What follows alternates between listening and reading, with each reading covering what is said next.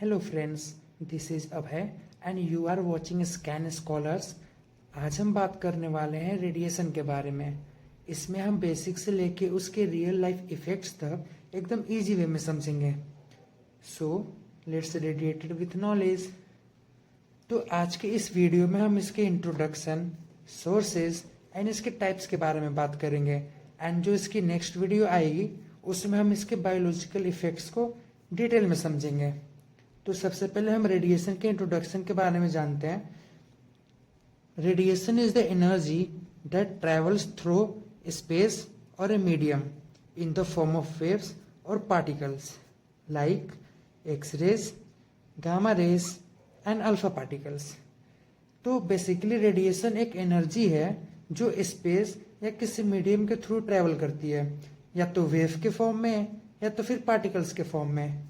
And इसका use हमारे daily life में भी होती है, जैसे हॉस्पिटल्स में एक्सरेज, सीटी स्कैन्स एंड कैंसर ट्रीटमेंट में भी हम रेडिएशन का यूज करते हैं। यहाँ तक कि इवन सनलाइट भी एक फॉर्म ऑफ रेडिएशन ही है। बट सब रेडिएशन सेफ नहीं होती है। कुछ आयनाइजिंग होती है जो हार्मफुल हो सकती है, और कुछ नॉन आयनाइजिंग रेडिएशन होती है जो कंपेरेटिवली सेफ होती है। बट यहाँ पर आप आयनाइजिंग एंड नॉन आयनाइजिंग में थोड़ा कंफ्यूज हो सकते हो। आगे वो हम डिस्कस करेंगे, फिर कोई कंफ्यूजन नहीं रहेगा। तो अब हम बात करते हैं इसके सोर्सेस ऑफ रेडिएशन के बारे में, जो हमारे कुछ नेचुरल सोर्सेज होते हैं एंड कुछ मैन मेड सोर्सेज होते हैं। नेचुरल सोर्सेज होती है, इसमें क्या है, natural radiation is the type of radiation that comes from the natural sources present in our environment without any human involvement like cosmic rays, radon gas and radioactive elements. तो natural radiation वो radiation होती है जो nature के sources से naturally आती है, बिना किसी ह्यूमन इंटरवेंशन के। यानी इसमें कोई ह्यूमन का इन्वॉल्वमेंट नहीं होता है, बट वो हमारे नेचर में नेचुरली प्रेजेंट होती है। और जो नेचुरल रेडिएशन होती है वो हमारे लिए डेंजरस नहीं होती है तब तक जब तक कि उसका लेवल नॉर्मल रेंज में हो। ठीक है, जब तक वो अपनी नॉर्मल रेंज में होगी तब तक ये कोई इफेक्ट शो नहीं करेगी। ठीक है, तो अब हम इसके टाइप्स ऑफ नेचुरल रेडिएशन के बारे में बात करते हैं कि जो हमारे पास नेचुरल रेडिएशंस होती है वो कितने टाइप्स के होते हैं। तो टाइप्स ऑफ नेचुरल रेडिएशन हमारे पास cosmic radiation, terrestrial radiation and internal radiation आती हैं। ठीक है, अब इसको नेक्स्ट पेज पे हम इन तीनों के बारे में थोड़ा सा डिटेल में समझेंगे कि ये तीनों जो नेचुरल रेडिएशन के टाइप्स हैं वो एक्चुअली में होती क्या है।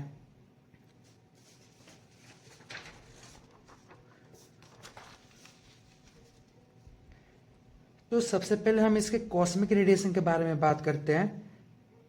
It is a high energy radiation that comes from outer space. It mostly originates from the sun and also from galaxies. तो इसका मतलब ये है कि जो कॉस्मिक रेडिएशन होती है ये रेडिएशन हमारे स्पेस से आती है। जब हम स्पेस के बारे में सोचते हैं ना, तो हमें बस स्टार्स और प्लैनेट्स दिखाई देते हैं। ठीक है, लेकिन इसके अलावा भी स्पेस में हाई एनर्जी पार्टिकल्स भी होते हैं जो हमेशा स्पेस से हमारे अर्थ की तरफ आ रहे होते हैं। ये कॉस्मिक रेज हमारे एटमॉस्फेयर को पेनिट्रेट करते हैं और थोड़ा बहुत रेडिएशन हमारे बॉडी तक भी पहुंच जाती है। ठीक, जैसे जैसे हम हायर एल्टीट्यूड पे चले जाते हैं तो वहां पे क्या होता है, जो कॉस्मिक रेडिएशन होती है उनका एक्सपोजर रेट बढ़ जाता है। सेकेंड नंबर है terrestrial radiation. It is the natural radiation that comes from radio active materials found in the earth crest like uranium and thorium. तो इसका मतलब ये है कि हमारे अर्थ के अंदर कुछ ऐसे रेडियो एक्टिव एलिमेंट्स होते हैं जैसे यूरेनियम एंड थोरियम, जो अपनी एनर्जी को रेडिएशन के फॉर्म में रिलीज करते रहते हैं। ये रेडिएशन जमीन के अंदर से निकलती है और हमारे आसपास होती है, जैसे रेडोन गैस। रेडोन गैस जो होती है वो हमारे सॉइल में नेचुरली प्रेजेंट होती है। ठीक है, इसका एक्सपोजर भी हमें डेली लाइफ में होता है, बट ये भी जो है वो जनरली सेफ रहती है जब तक कि इसका जो लेवल होता है वो नॉर्मल रेंज में हो। अब थर्ड नंबर है internal radiation. It is the natural radiation that comes from radio active materials that already present inside the human body, जैसे कि पोटेशियम 40 और जो कार्बन 14 एलिमेंट्स हैं वो हमारे सेल्स में नेचुरली प्रेजेंट होते हैं। ये हमारे बॉडी के फंक्शंस को नॉर्मल रखते हैं। इसलिए हमारी बॉडी जो है वो खुद से थोड़ी बहुत रेडिएशन प्रोड्यूस करती है और जिसको हम इंटरनल रेडिएशन कहते हैं। ये रेडिएशन बॉडी के लिए नॉर्मल है और जनरली कोई हार्म नहीं करती है। तो ये हमने बात की नेचुरल सोर्सेस के टाइप्स के बारे में, ठीक है। अब हम बात करते हैं कि इसके जो दूसरा जो रेडिएशन का सोर्स है, मैन-मेड सोर्सेज, इसके बारे में हम डिस्कस करते हैं। तो it is the radiation that is created और released through human activities. It does not occur naturally but comes from the technologies and tools we use in medical, industrial and scientific fields. जैसे हमारी daily life में natural radiations होती हैं, वैसे ही हमने अपनी technologies के थ्रू कुछ ऐसे सोर्सेज बनाए हैं जो रेडिएशन को प्रोड्यूस करती है, ठीक है। तो अब हम इसके सोर्सेज और मैन-मेड रेडिएशन के बारे में बात करते हैं, जिसमें पहला है मेडिकल प्रोसीजर्स, फिर न्यूक्लियर पावर प्लांट्स, फिर radiotherapy, air travel and nuclear weapons. एक करके इसको डिस्कस करते हैं कि ये एक्चुअली में होती क्या है।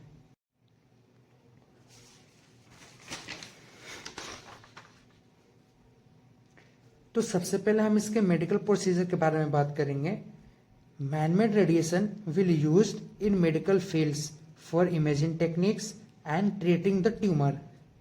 These machines is used in medical fields like X ray and CT scan. जो सबसे पहला और कॉमन सोर्स है मैन-मेड रेडिएशन का, वो है मेडिकल प्रोसीजर। जैसे कि हमने एक्सरे या सिटी स्कैन के बारे में तो सुना ही होगा, राइट। ये सब मेडिकल ट्रीटमेंट्स के थ्रू हमारे बॉडी के अंदर रेडिएशन को यूज करते हैं हमारे बॉडी के इंटरनल स्ट्रक्चर्स को देखने के लिए।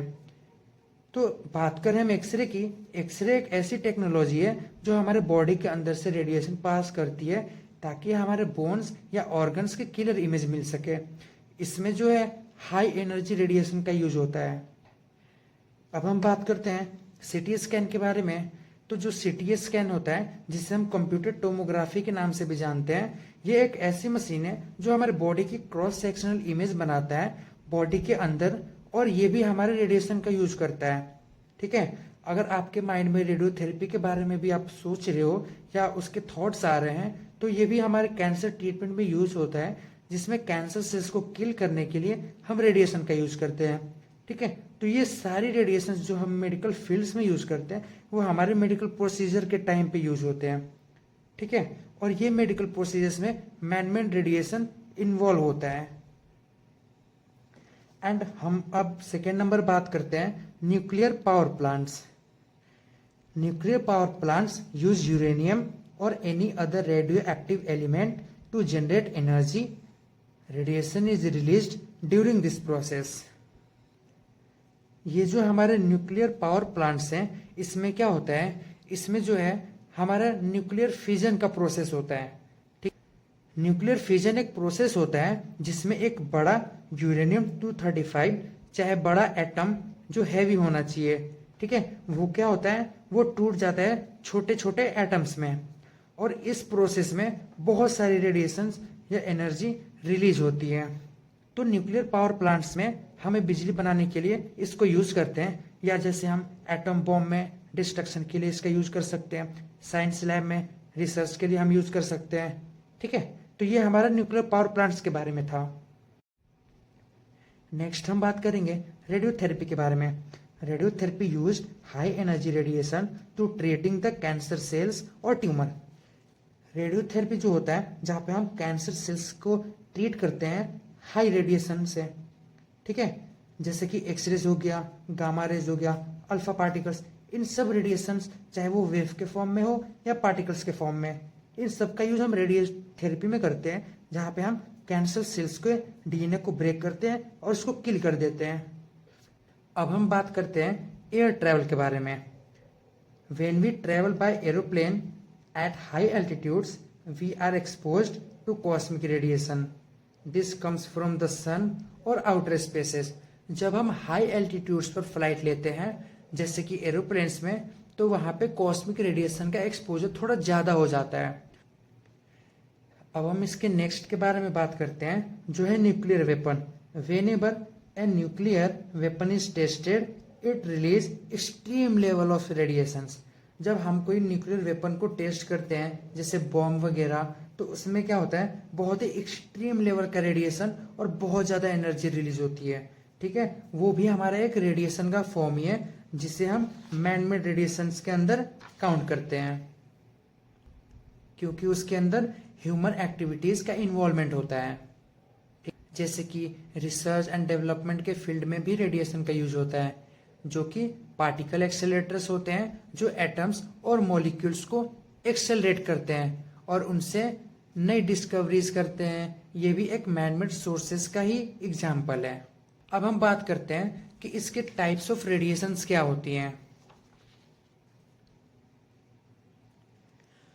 अब हमने टाइप्स ऑफ रेडिएशन को दो मेन कैटेगरी में डिवाइड किया है। पहला फिजिकल नेचर के बेसिस पे एंड दूसरा उसके एनर्जी एंड उसके इफेक्ट के बेसिस पे। तो सबसे पहले हम इसके फिजिकल नेचर पे बात करेंगे एंड देन हम इसके एनर्जी एंड इसके इफेक्ट्स के बारे में बात करेंगे। तो सबसे पहले फिजिकल नेचर के बारे में हम बात करते हैं। हमें पता है कि रेडिएशन क्या होती है, लेकिन ये हर बार एक जैसे फॉर्म में नहीं होती है, इसलिए फिजिकल नेचर के बारे में हम इसको पढ़ेंगे और ये हमारे 2 पार्ट्स में डिवाइड हो जाती है। पहला पर्टिकुलेट रेडिएशन एंड दूसरा इलेक्ट्रोमैग्नेटिक रेडिएशन। तो सबसे पहले हम इसके पर्टिकुलेट रेडिएशन के बारे में समझते हैं एंड देन इलेक्ट्रोमैग्नेटिक रेडिएशन के बारे में भी समझेंगे। It is a type of radiation that consists of teeny particles with mass and sometimes charge that are moving at high speeds and carry energy.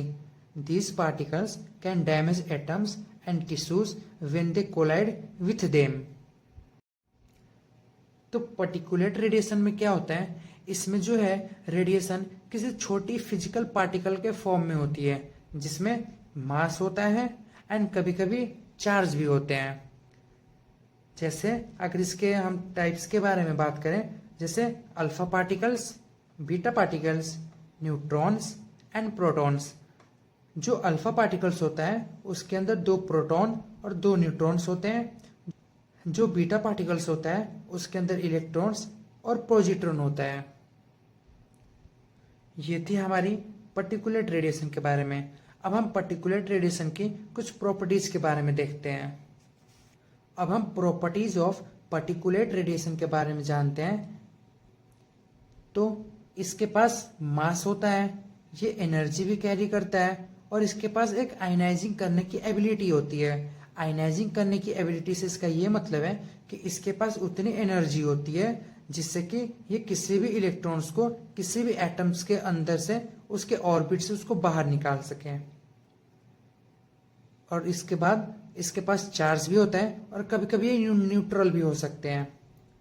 और इसकी जो रेंज होती है बहुत ही कम होती है, क्योंकि इसका जो वेट है वो बहुत ज़्यादा है। ये ज़्यादा लॉन्ग डिस्टेंस ट्रैवल नहीं कर सकती, ये शॉर्ट डिस्टेंस ट्रैवल कर सकती है। ठीक है, तो अब हमारा नेक्स्ट है electromagnetic radiation. It is a form of energy that travels in waves, it has no mass and moves at the speed of light. It's made of electric and magnetic fields that move together through space. जो electromagnetic radiation होती है ये किसी wave के form में होती है, जिसमें मास नहीं होता है, सिर्फ एनर्जी होती है।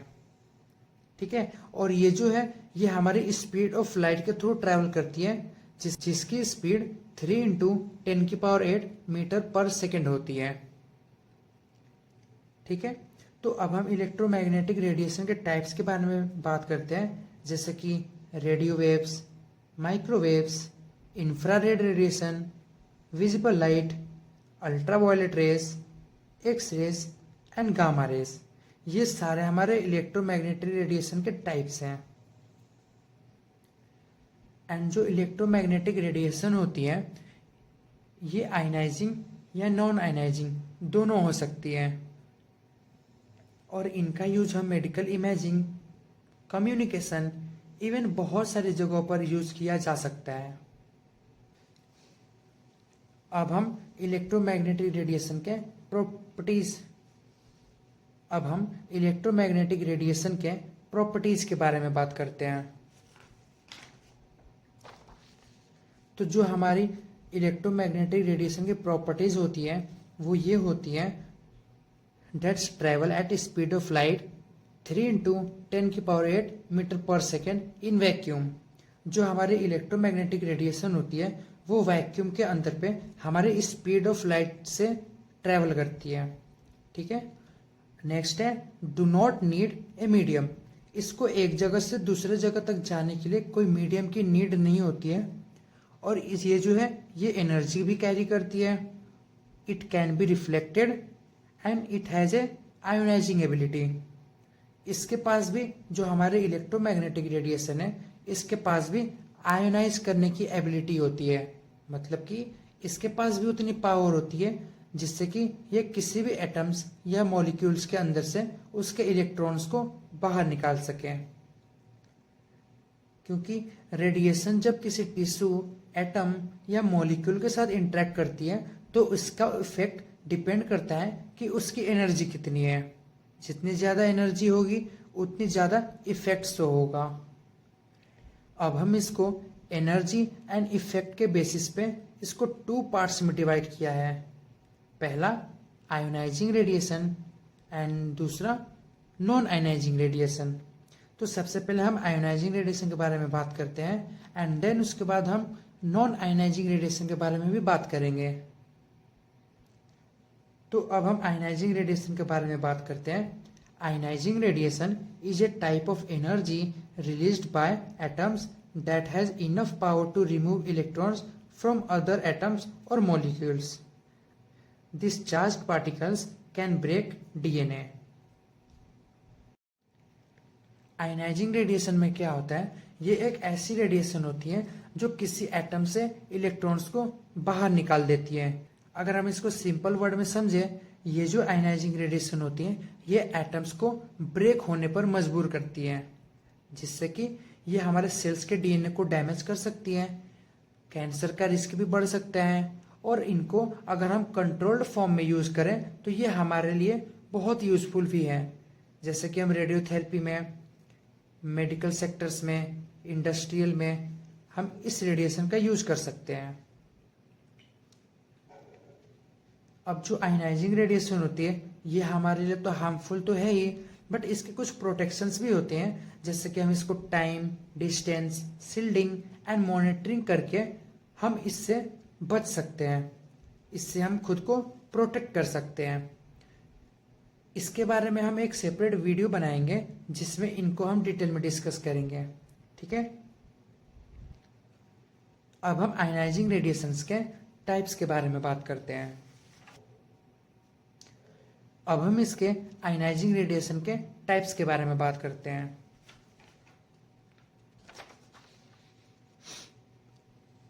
तो जो हमारी आयोनाइजिंग रेडिएशन होती है इसमें सबसे पहला है अल्फा पार्टिकल्स, फिर then beta particles, X rays, gamma raise.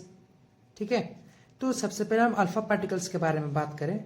जो अल्फा पार्टिकल्स होता है ये हैवी होता है, हाईली चार्ज्ड भी होता है और इसकी जो पेनिट्रेशन करने की जो पावर होती है, मतलब कि इसकी जो भेदने की क्षमता होती है वो बहुत कम होती है, क्योंकि अल्फा पार्टिकल्स के पास जो है वेट बहुत ज़्यादा होता है। और ये जो अल्फा पार्टिकल्स है इसको हम किसी पेपर या हमारी जो बॉडी की स्किन है इससे हम इजीली ब्लॉक कर सकते हैं। अब नेक्स्ट है beta particles. Beta particles lighter than alpha, मतलब कि इसका जो बीटा पार्टिकल्स का जो वेट होता है वो हमारे अल्फा पार्टिकल्स से थोड़ा कम होता है। इसकी जो पेनिट्रेशन पावर होती है मीडियम होती है, मतलब कि अल्फा पार्टिकल्स से थोड़ी ज़्यादा होती है। ठीक है। अब बीटा पार्टिकल्स को भी हम ब्लॉक कर सकते हैं प्लास्टिक से और एल्यूमिनियम से। हम बीटा पार्टिकल्स को रोक सकते हैं। ठीक है। अगर हम एग्जाम्पल में बात करें तो हमारे पास जो आयोडीन होता है 131, जो हम थायराइड ट्रीटमेंट में हम इसका यूज करते हैं, जो आयोडीन 131 होता है वो क्या करता है, बीटा रेडिएशन को एमिट करता है, एंड देन उसका हम थायराइड ट्रीटमेंट में हम उसका यूज करते हैं। अब बात करते हैं एक्सरेज के बारे में। एक्सरेज हैव नो मास, इसके पास कोई भी मास नहीं होती है, बट इसके पास जो एनर्जी होती है वो बहुत ज्यादा होती है कंपेरेटिवली अल्फा पार्टिकल से और बीटा पार्टिकल से। इसके पास हायर एनर्जी होती है फॉर पेनिट्रेशन, यह हमारे पेपर को, स्किन को, प्लास्टिक एंड एल्यूमिनियम इन सब को पेनिट्रेट कर सकती है। बट एक्सरेज को रोकने के लिए या एक्सरेज को ब्लॉक करने के लिए हमारे पास थिक लेड की शीट या हमारे पास कंक्रीट वॉल होनी चाहिए, जिससे कि हम एक्सरेज को रोक सकते हैं। लेड हमने इसलिए यूज करा है क्योंकि जो लेड होता है इसका एटॉमिक नंबर बहुत ज़्यादा हाई होता है, तो उसके पास एबिलिटी होती है कि जो हायर एनर्जी वाले जो रेडिएशंस है जिसकी इंटेंसिटी बहुत ज़्यादा होती है वो उनको क्या कर सके, ब्लॉक कर सके। अब नेक्स्ट है गामा रेस। अब हम गामा रेस के बारे में बात करते हैं। इसके पास भी कोई मास नहीं होता है, इसके पास भी ज़्यादा एनर्जी होती है। एक्सरेज में जो एनर्जी होती है उससे ज़्यादा हमारी गामा रेस की एनर्जी होती है। अब गामा रेस के पास एनर्जी ज़्यादा है, इसका मतलब कि इसकी जो पेनिट्रेशन पावर होगी वो हमारी एक्सरेज से ज़्यादा होगी। और जो हमारी गामा रेज होती है इसको हम लेड से भी ब्लॉक कर सकते हैं, और जो हमारे पास थिक वॉल होनी चाहिए जिससे हम इसको ब्लॉक कर सकते हैं। हम एक्सरेज एंड गामा रेज को लेड की शील्ड से या लेड की जो हमारे पास शीट होती है उससे ब्लॉक कर सकते हैं, या कंक्रीट की जो वॉल होती है उससे भी ब्लॉक कर सकते हैं। बट ये डिपेंड करता है कि हमारे पास एक्सरेज की इंटेंसिटी कितनी है एंड गामा रेज की इंटेंसिटी कितनी है, तो उसके अकॉर्डिंग हम उतने एमएम की लेड की शीट या उतने इंच की हम कंक्रीट की वॉल यूज करते हैं, जिससे कि एक्सरेज को एंड गामा रेज को हम ब्लॉक कर सकते हैं। अब हम इसके दूसरे टाइप के बारे में बात करते हैं जो कि है non ionising radiation. It is a type of radiation that does not have an enough energy to remove electrons from atoms और मॉलिक्यूल्स।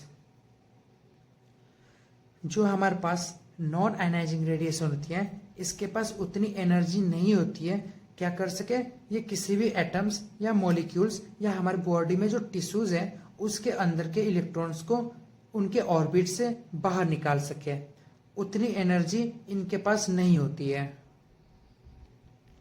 लेकिन जब ये नॉन आयनाइजिंग रेडिएशन जब हमारे किसी भी एटम्स या मॉलिक्यूल से इंटरेक्ट करती हैं तो उसके अंदर ये इलेक्ट्रॉन्स को वाइब्रेट कर सकती है एंड हीट क्रिएट कर सकती है, इसलिए ये उसके रिलेटिवली सेफ है। किससे? आयोनाइजिंग रेडिएशन से। ठीक है, तो अब हम समझ चुके हैं कि नॉन आयनाइजिंग रेडिएशन क्या होती है। अब हम types of non ionising radiation के बारे में थोड़ा देख लेते हैं। अब हम नॉन आयनाइजिंग रेडिएशन समझ चुके हैं, अब इसके टाइप्स के बारे में थोड़ा सा समझते हैं। जो types of non ionising radiations होती हैं जिसके अंदर radio waves, microwaves, infrared radiation, visible light and ultraviolet rays, ये सारे टाइप्स हैं हमारे नॉन आयनाइजिंग रेडिएशन के। जो हमारी रेडियो वेव्स होती हैं इसका यूज हम ब्रॉडकास्ट करने में, जो हमारे पास रेडियोज होती है एंड कम्युनिकेशन में हम रेडियो वेव का यूज करते हैं। सेकेंड है माइक्रोवेव्स। जो माइक्रोवेव्स होती है इसका हम यूज कुकिंग में, जैसे कि हमारे घर में जो ओवन्स होते हैं उसमें हम माइक्रोवेव्स का यूज करते हैं जो कि एक रेडिएशन है। और जो माइक्रोवेव्स होती है यहाँ तक कि इवन ये रडार एंड हमारे मोबाइल फोन में भी इनका यूज होता है। अब नेक्स्ट है इंफ्रारेड रेडिएशन। जो हमारी इंफ्रारेड रेडिएशन होती है उनको हम हीटर्स में एंड जो हमारे पास रिमोट कंट्रोल डिवाइसेस होती हैं उनमें यूज करते हैं। अब हम बात करते हैं विजिबल लाइट के बारे में। जो विजिबल लाइट होती है जिसे हम देख सकते हैं, जिसके अंदर वाइब की ओर जो प्रेजेंट होता है डिफरेंट डिफरेंट वेवलेंथ के कलर्स जिसके अंदर शो होते हैं, उसे हम क्या कहते हैं? विजिबल लाइट कहते हैं। वो भी एक नॉन आयनाइजिंग रेडिएशन का टाइप है। अब लास्ट है अल्ट्रावायलेट रेज, जिसे हम यूवी रेज भी बोलते हैं। तो इसके अंदर कुछ नॉन आयनाइजिंग होती है एंड कुछ आयनाइजिंग होती हैं। UVA एंड UVB जो होती है वो नॉन आयनाइजिंग होती है। इसका मतलब इनके पास उतनी एनर्जी नहीं होती है जिससे क्या कर सकते ये एटम्स या मॉलिक्यूल्स के अंदर आयनाइजेशन प्रोसेस को शो कर सकते हैं। लेकिन जो हमारे पास UVC होती है ये क्या होती है, आयनाइज होती है। मतलब कि ये आयनाइजेशन प्रोसेस किसी भी मॉलिक्यूल से एटम्स के अंदर ये शो करते हैं, क्योंकि इसके पास जो एनर्जी होती है इससे ज्यादा होती है, जिससे कि ये किसी भी एटम्स और मॉलिक्यूल्स के अंदर इफेक्ट पैदा कर सकता है। मतलब कि उसके इलेक्ट्रॉन्स को उसके ऑर्बिट से बाहर निकाल सकता है। तो आज हमने जाना रेडिएशन क्या होती है और ये भी समझा कि रेडिएशन नेचुरल भी हो सकती है और मैन मेड भी। फिर उसके बाद हमने उनके टाइप्स को एनर्जी के बेसिस पे एंड उसके फिजिकल नेचर के बेसिस पे कैटेगराइज्ड किया, और हमारा पर्टिकुलेट और इलेक्ट्रोमैग्नेटिक रेडिएशन के बीच का डिफरेंस भी क्लियर हुआ, और ये भी कि कौन सी रेडिएशन आयनाइजिंग होती है और कौन सी नॉन आयनाइजिंग होती है। अब इसके नेक्स्ट वीडियो में हम इसके बायोलॉजिकल इफेक्ट्स ऑफ रेडिएशन के बारे में डिस्कस करेंगे, और ऐसे ही सारे सीक्वेंस को फॉलो करते हुए सारे टॉपिक्स को कवर करते रहेंगे। तब तक के लिए लाइक, शेयर एंड सब्सक्राइब करो। अगर समझ आया तो वाओ, नहीं आया तो रिवाइंड कर लो। और हाँ, बेल आइकन को भी प्रेस कर देना ताकि अगली वीडियो आते ही आपको नोटिफिकेशन तुरंत मिल जाए। सो मिलते हैं नेक्स्ट वीडियो में। तब तक के लिए stay curious and stay smart.